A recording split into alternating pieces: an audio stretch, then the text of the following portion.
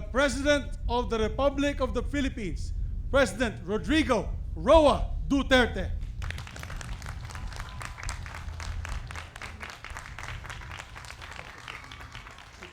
Kindly sit down. Salamat po. Ambassador Xiao Xinhua, the Chinese Ambassador to the Philippines, Secretary Pauline Jean Rosel Ubial of the Department of Health, Secretary Wanda Corazon Teo, the Department of Tourism, Chairperson Benjamin Reyes of the Dangerous Drugs Board, Senator Juan Miguel Mig Subiri, Governor Jose Maria Jo Subiri. Nag-usap kami, sabi ko, ako na lang doon pupunta. You just take care of your crowd here. Representative Maria Lourdes Malo Acosta Alba, I don't know if she followed. Representative Lorendo Flores Jr. of the 2nd District. The Representative Jose Maria Subiri III of the 3rd District, Representative Rogelio Nir Roque of the 4th District, Mr. Josico, our constant benefactor, a true friend of the Republic of the Philippines, the officers and members and friends of the Philippine Foundations, distinguished guests, akong mga kaigsuunan nga Pilipino. Mabuhay kayo. I have a 3-page prepared speech, and if I read it, kung ako ning basahon, usag to nga kami noto, mo take off na ko. So dili kay ta mag-ila-ila. So dili ko paabot sa inyo the things that are in my heart, for which you can find the rage kung bakit. Let me just relate to a very simple story. Noong una po, prosecutor ako. Daliin ko lang kasi the sun is coming down. Taabutan kayo ng init dyan. But most of the time, I was prosecuting drug cases. But one of the things that you would need to successfully prosecute trafficking is that there must be a buying and selling. Sans that transaction, there is no trafficking. And so the offense is just simple possession. Most of the time, because they are just a courier, they would just maybe bring along one sachet so that in case they are arrested, gamay lang ang dala nila and it is only Father, you might want to transfer to the other side. Kaya kung magdala ko ito, dalhin ko na lang ito dyan para... But anyway, but most of the time you need a forensic expert. And that was the time when I was a fiscal. That would be around the 70s. I would need the testimony of the chemist. But invariably, most of the time, there was only one, and there are so many cases filed in so many courts in Region 11 alone. And if your case is called that day and happens to be there in Surigao or in Davao Oriental, and he cannot travel alone, he has to wait for a convoy, because at that time, if you travel and you are a policeman or soldier, and you get to be stopped in the highway, there were a lot of lawless elements, including the NPA, mo talagang yayariin ka, and you're a dead duck. And so, most of the cases I handled, about 40% of those were dismissed. Because if the judge would say, "Are you ready, Mr. Prosecutor?" And the defense counsel, "We insist on a trial," because to delay the trial would be a delay in the judge administration of justice, then that's the end of the case. The case filed because there is no witness and you cannot ask a postponement, it is a judgment on the merit. You cannot file the case again because that would be a violation of the speedy trial, that the accused is entitled to the speedy trial, and that is a constitutional prohibition. So it came to pass that I became mayor, and I was well aware of the problem. And because of the virulent consequences or effects of the drugs and the number of people being driven to insanity, some were not, but most of the time, and as the forensics of the Americans would tell you, that was a study that was also a result of the drug problem in the border. I will not mention the name. I say that constant use of shabu, the chemical, 7 months to 1 year at 1 dose per day, it would shrink the brain of a human being. And if the brain is shrunk, rehabilitation is no longer viable. And that's a sad story. And most of the time when I was mayor, I encountered maybe a few thousands in Davao City, to the point that I said one day, I cannot administer a city inhabited by insane persons. This has to stop. And I saw many lives of people, young ones, destroyed. And one day I just announced that I said, do not destroy my city. We're trying to make a go. We just have had a martial law, and we are on the crossroads, and I had to deal with everybody, including the NPAs, the Moro insurrection, and of course the criminality at that time. It was really something of a mind-boggling problem. But I said to everybody, including, they don't really bother to, they just would pick up somebody with the car. And the kidnap was really rampant. They would pick the Chinese girl in the city in the middle of the day, and they were just doing it as if nobody's business. And I said, I have to build a city. I will build a city that is peaceful, everything is in order so that we will survive the economic hardships. So I said, go out of the city if you are into drugs, or if you are into kidnap or ransom, if you are just a plain terrorist. If I find you in my city, I will kill you.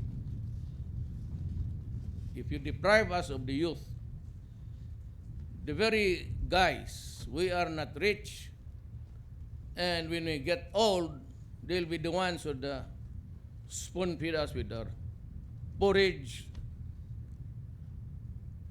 or medicines. They will buy the oxygens for you. And if most of them are crazy, we do not have the money, we do not go for the home for aged, except in Davao, there is one.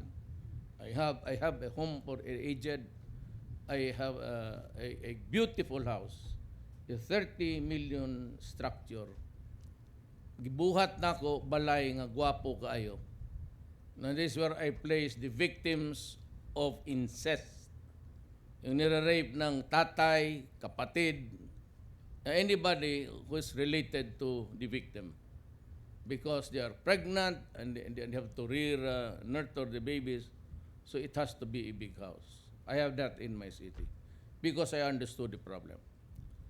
Now, in the matter of drugs, I said, I will kill you.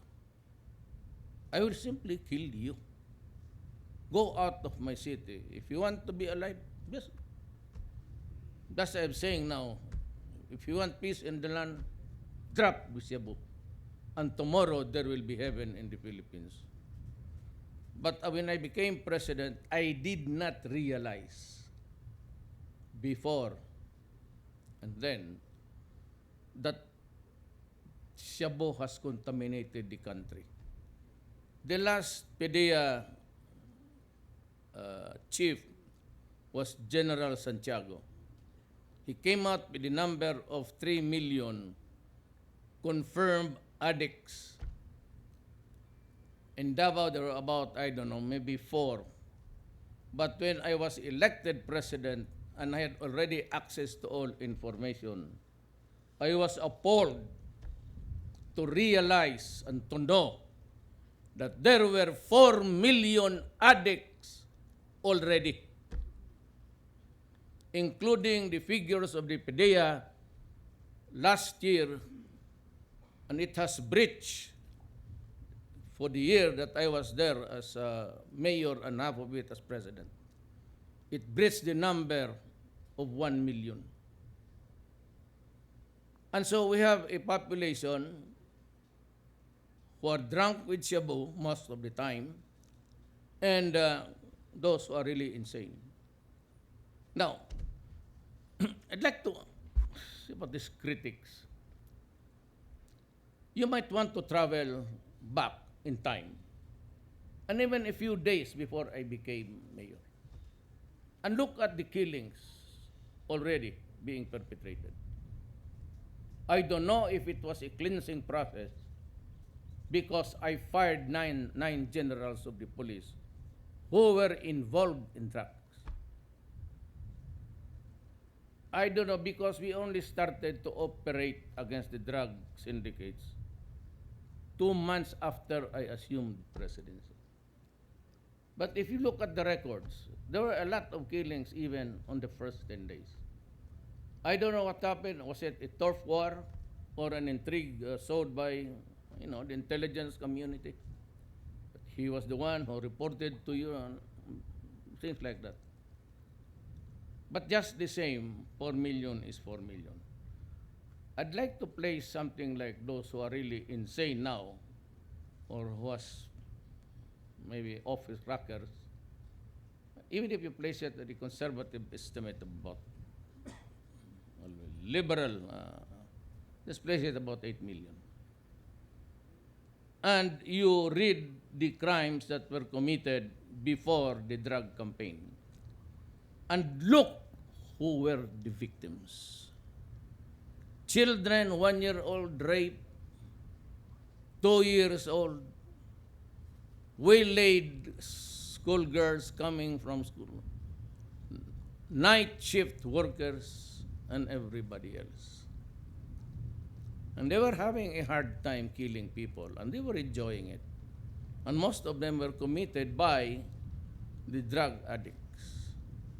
Apparently, in the Philippines, during the previous administration, and this is what I have been trying to pound on the critics,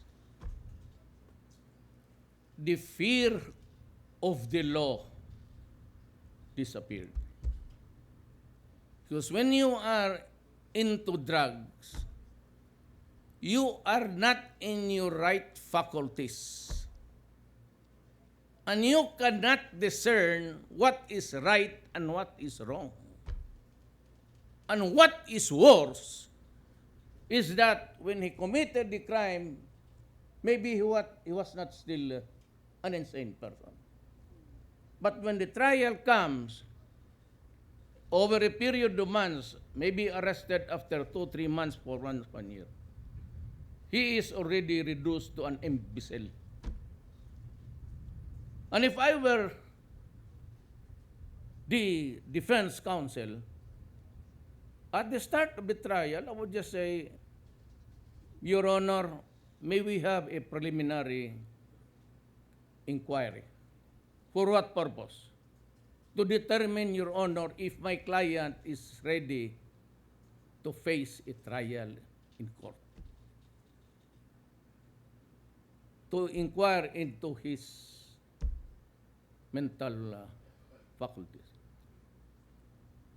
And he would place him on the stand. And say, what's your name? Oh, our plantation was destroyed. So, who's your father? I was there traveling. And the doctor would just say, he was my patient, Your Honor. He's still my patient. He's an insane person. He cannot stand trial. Now, if you count the victims, according to the victim of drug addict, it's 77,000. Now, you give me a number of about 10,000, but that 10,000 is too much. It is true that many were killed in police operations. And for those who implemented my order, I accept full legal responsibility. The liability is mine and mine alone. Because somebody has to order. Somebody has to give the marching orders for them to operate. You know why? You know why shabu flourished everywhere? Because most of the politicians were already into drugs. Little did we realize that 5 years before, we were already in narco-politic state, and 40% of the basic government unit, the barangay, then you have the municipality, city, province. Most of them, 40% of the total barangays in the Philippines were already into drugs. So it would not surprise you to see the Secretary of Justice, De Lima, still trying to say that she is a political prisoner. My God, since when have we been prosecuting political personalities here? As a matter of fact, they steal the malverse money and they go freely. So I had to, who will now answer for the deaths of these innocent persons?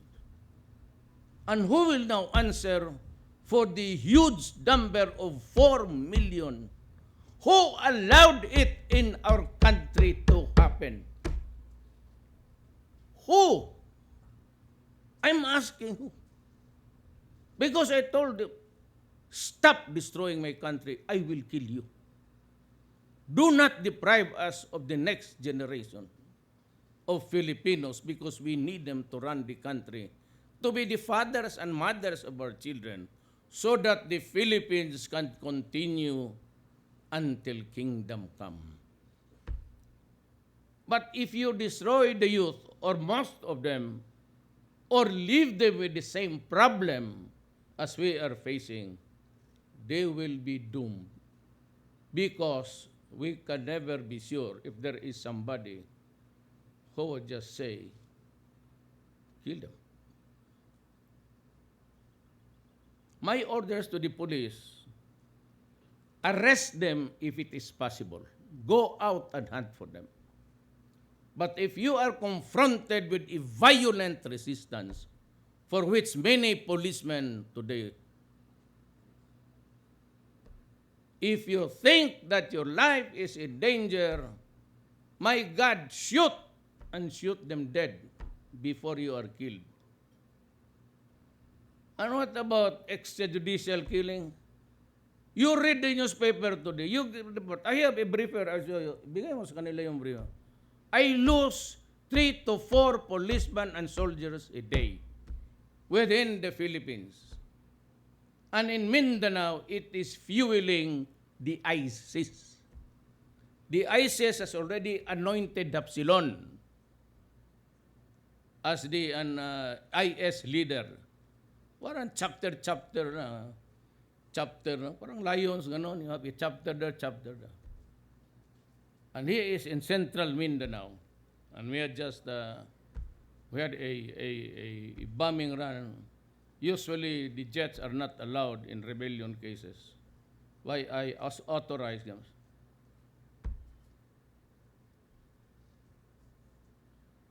I said, bomb the place.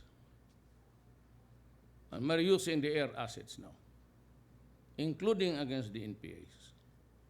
Because, you know, I will not hesitate, really. Just, it's beyond understanding for maybe an ordinary idiot. But if it comes to the issue of my country, the interest of the people, I will not hesitate. I will not even think twice. Now, say that Duterte is planning to declare martial law because he wants to perpetuate himself in power. Let me tell you now, I'm 72 years old. If you think, or if you ask me, am I happy? Excessively happy to be president? Inordinately proud to be president? Tell you, no, I am not. I'll tell you another statement. I do not need the presidency at this time of my life. I've been in the service of government as a prosecutor, as a vice mayor, and the mayor of Davao City for 23 years, and then a congressman and back to mayor. I'm beyond the applause and the shouting Duterte, Duterte. It does not bring any added happiness to me. I'm beyond that. Do not point out to me that, no, there is a martial law provision, he will use it. It is in my oath of office. It says it all. When I say, I promise under oath that I will protect the Filipino people and preserve the nation. It says all. I will do anything to preserve the Filipino. It does not matter what document you'd want to. And I said, if it comes to the interest of my country, so be it. It will be done. So I asked the NPAs, we are in a, kung may mo, kasi NPA diha. Sige na. Hiya, pag yun. Siya, kauban bitaw takis man. Kasi kaharap yung sundalo. O, kasama man tayo sa bukid. O siya, you know,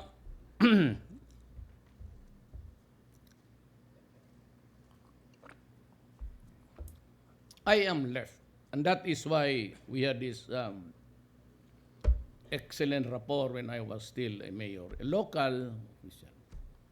And I had to deal with you guys because I have to see the countryside development, and I cannot go there if I fight them. And besides, we share the same horizon about society. I am a leftist. I am a socialist. But certainly, I am not a member of the Communist Party of the Philippines. It's just a party on the extreme left. Mine was to build a city. And look at Davao now. If you guys have been to Davao, kanto na ba mong Davao? Kamo? Kanda kay kargata mo sa helicopter. Oh, usa-usa. Grupo-grupo. Pero kataunang mga gwapa.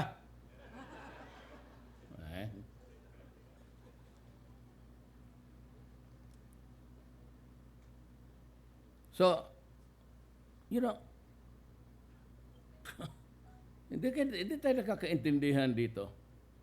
And they are asking for my indictment before the International Criminal Court. And one of those who began saying it, really America, the State Department. And you know, when I was reviewing the documents, America is not even not a member of the International Criminal Court. Why? Because at that time, they were trying to protect President Bush.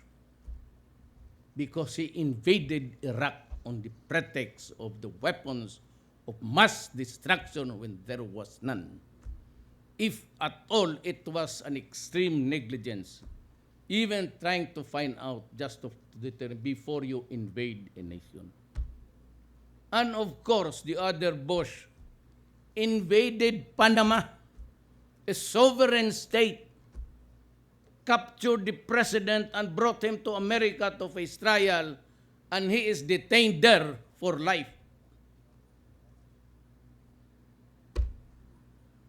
Is it not that an incongruity of the State Department and this EU? Why?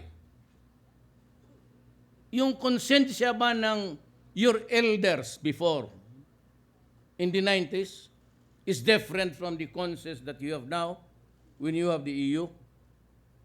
In 1914 to 1917, the Archduke Ferdinand of the Prussia, known as Prussia, Germany and Austria was before, was one, was assassinated. It led to a war. Then followed immediately by the Second World War. It was a ruckus between Europeans. How many were killed? Well, I'll tell you, 90 million. And you say that we do not do it now. So I ask you, what was the conscience then, and what is your conscience now?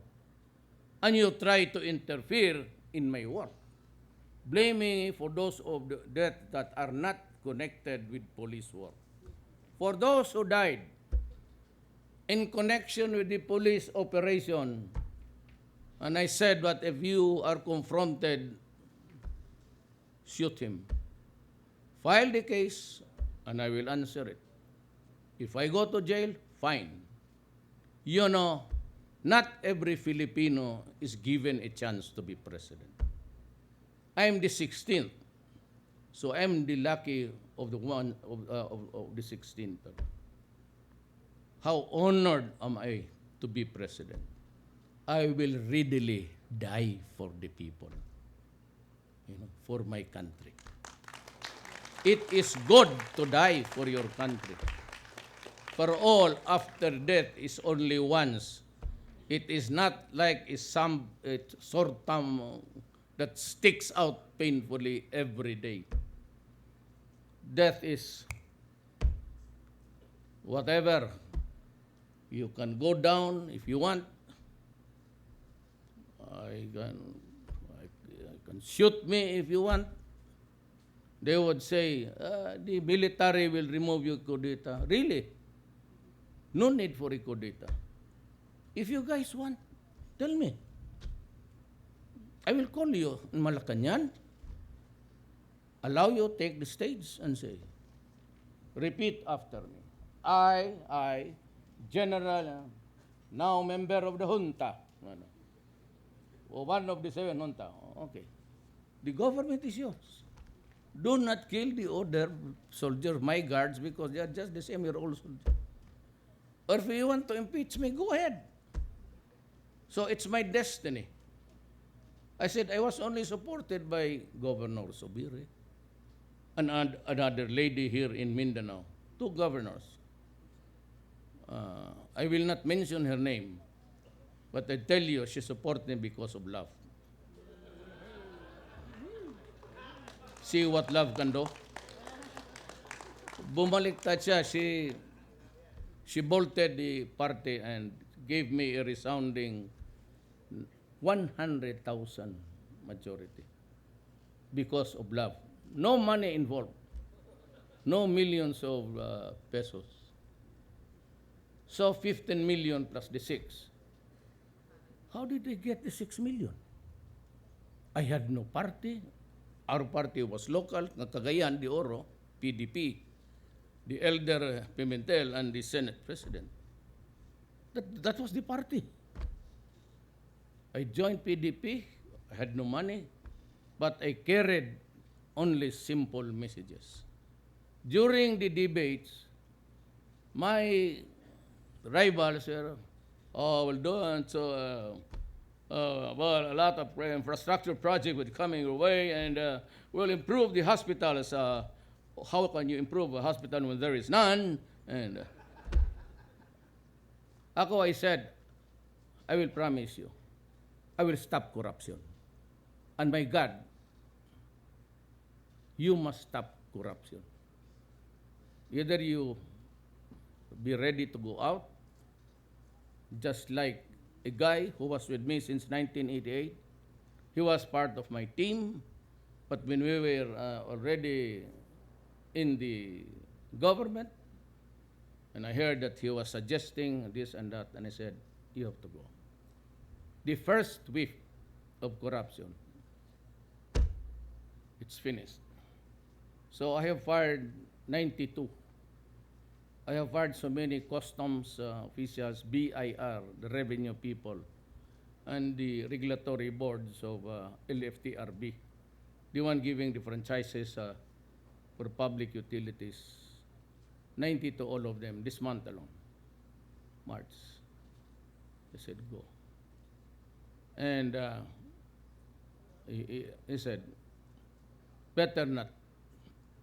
Do not fuck the government with its money.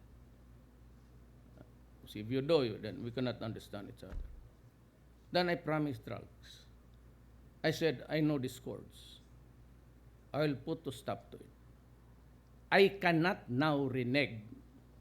I cannot now go soft. Because if I do that, I would have condemned my country to doom. I will try to gamble.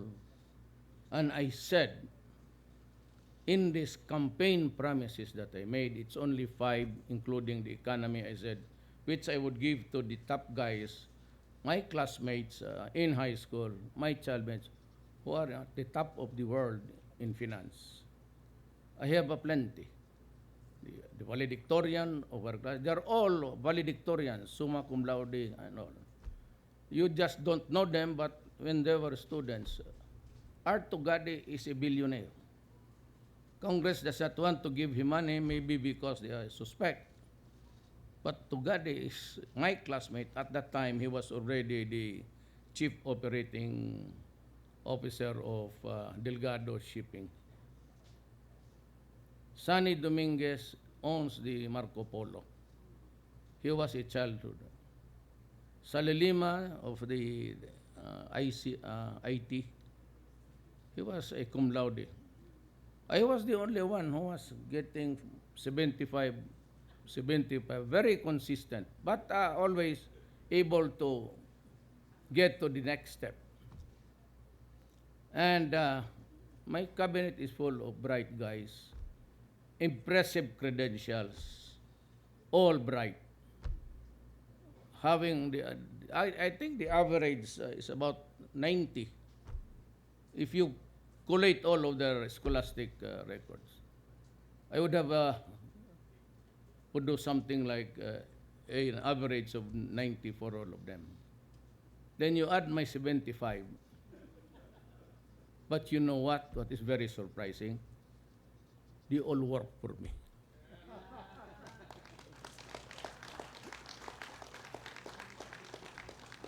My Secretary of Defense, nandito ba si? When I got him, I was a mayor, and he brought in the second Ranger, second battalion of the Ranger regiment of the Scout Rangers of Philippine Army. I knew him then, and he was just a young, but he was a light colonel at that time, and he has still plenty of hairs. Now he has none at all. But he's my defense secretary. And you know what? Sorry, he is a mayor. So there's always the average. Any graduate of PMA would be good. I mean, if he's a graduate, there's a standard, and he has surmounted that standard. He's really good, any one of them. But when, I don't know if you know Pastor Kibuloy, he's the evangelist that has a TV program. And he said that in Cotabato, Delfin Lorenzana was his classmate at the Notre Dame of Cotabato. And when he was in PMA, he was also the valedictorian. But I didn't know that.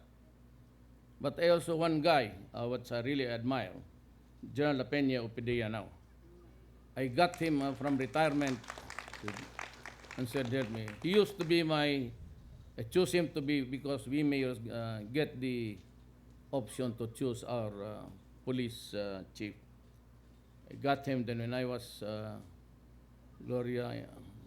I was able to talk to President Arroyo and said, Ma'am, because he had a problem with the NPAs in the mining town, Duwalwal. And these NPAs were placing the dead coffins of the NPAs there in the highway. And traffic was snarled all throughout, reaching Agusan. And said, President Arroyo called Ms. Peña, can you go there and talk to the NPAs? Okay, yes. But you give me, because after that I have to establish order. You give me an regional commander na gusto ko, ma'am. Sabi niya, bakit ito si anak ko? I don't like him. He's also an imbecile, an idiot. I want him replaced. So I got a new idea. And then he rose to become the Directorate for Operations.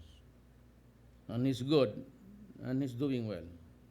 I have nothing against my policemen and soldiers. But those who are lazy ones, who do not want to work, I sent them to Basilan. Said, you go there and do your duty. So that is my take dito po sa problema.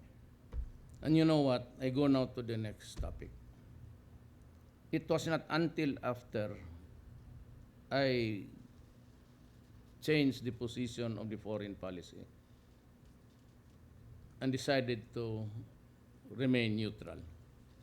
Of course, we have an RPUS pact, military, and that was signed in the 50s, 1950, I think. So I do not want to enter into military alliances. That is not part of my governance in my dimension. So I decided to, because our exports were being almost banned by China. I don't know for what reason. I do not want to because I'd like to tell you now that Ambassador Xiao Zhenhua of China is here. And I'd like to pay my respects to him and to the Chinese people.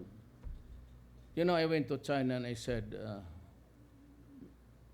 President Xi Jinping, I come here in peace. I am not asking for anything. I am just trying to ask you to reconsider your decisions. You have banned almost of the products from the Philippines. For one reason or another, quality-wise and everything. I said, can we fix it?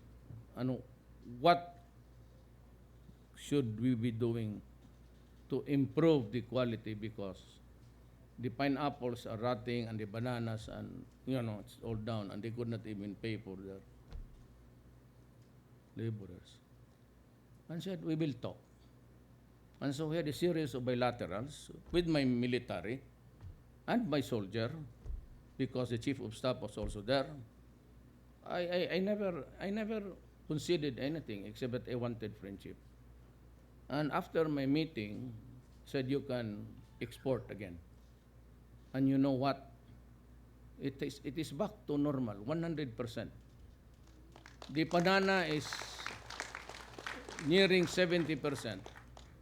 And China, with all of its, maybe they think also that we are relatives.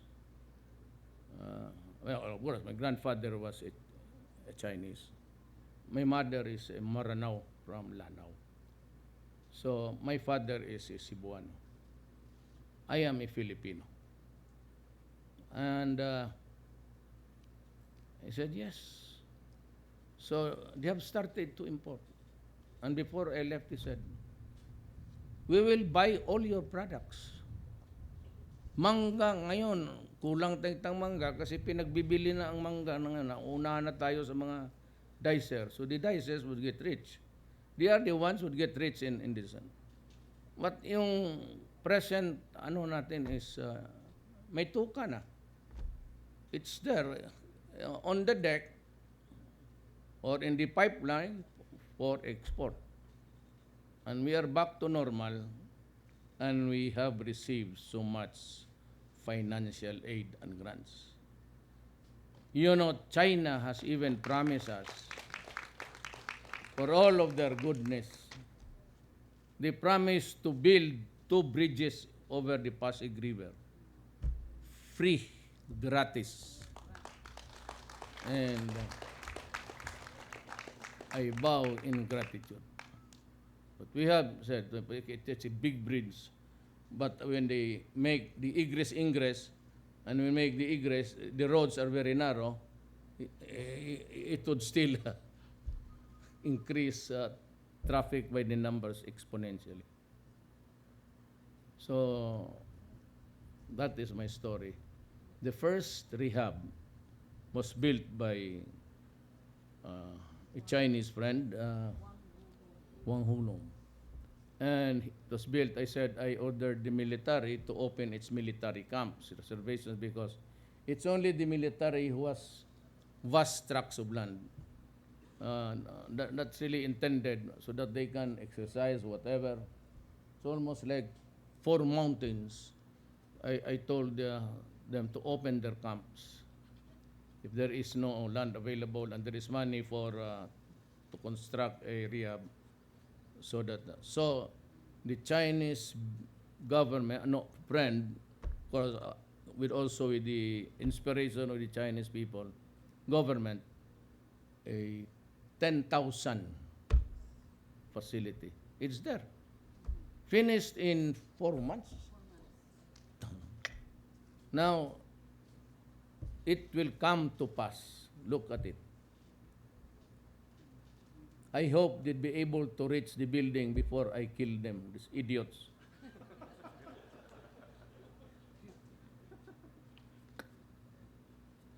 I said, so my presidency begins and ends with public interest. Nothing is second, nothing is higher. Just public interest. And I am ready for anything. I am a worker of government, and I will serve you, and serve you faithfully. Thank you.